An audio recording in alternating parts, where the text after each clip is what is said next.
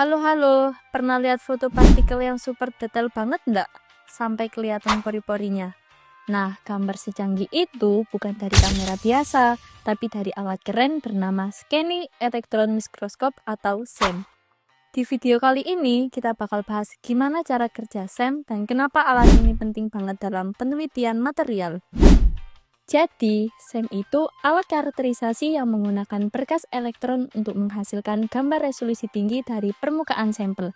Dengan alat ini, peneliti bisa melihat morfologi material sampai ke skala mikrometer bahkan nanometer.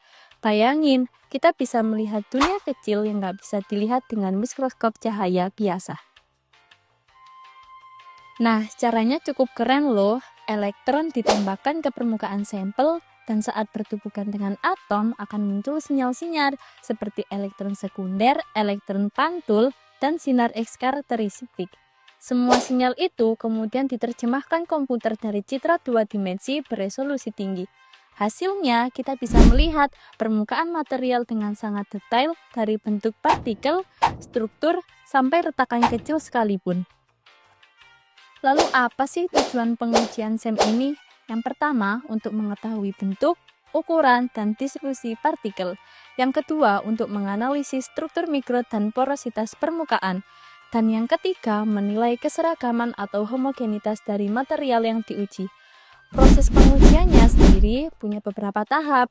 Yang pertama, sampel harus kering, bersih, dan konduktif. Jika bahan non-konduktif, misalnya seperti keramik, biasanya dilapisi logam tipis seperti emas atau karbon. Yang kedua, sampel dimasukkan ke ruang vakum. Yang ketiga, elektron dipancarkan untuk memindai permukaan. Dan yang terakhir, komputer merekam hasil interaksi jadi citra SEM. Nah, dari hasil citra SEM, penelitian bisa melihat bentuk partikel apakah bulat, berpori, atau tidak beraturan. Ukuran dan distribusi partikel juga bisa diketahui, termasuk tingkat kekompakan dan porositasnya. Informasi ini penting banget untuk memahami hubungan antara struktur mikro dan sifat suatu material. Kemudian, SEM digunakan di banyak bidang loh. Yang pertama, seperti analisis permukaan karbon aktif atau komposit elektroda. Yang kedua, pemeriksaan ketebalan dan keretakan pada lapisan tipis.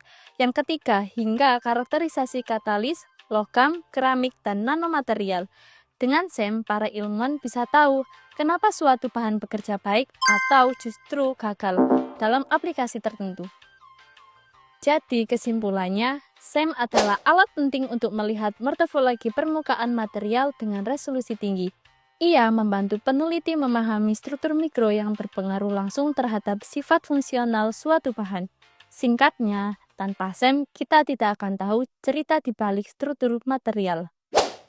Sekian presentasi dari saya. Terima kasih atas perhatian Bapak dan Ibu dosen serta teman-teman semua. Semoga penjelasan ini bisa menambah wawasan kita tentang pentingnya karakterisasi material menggunakan SEM.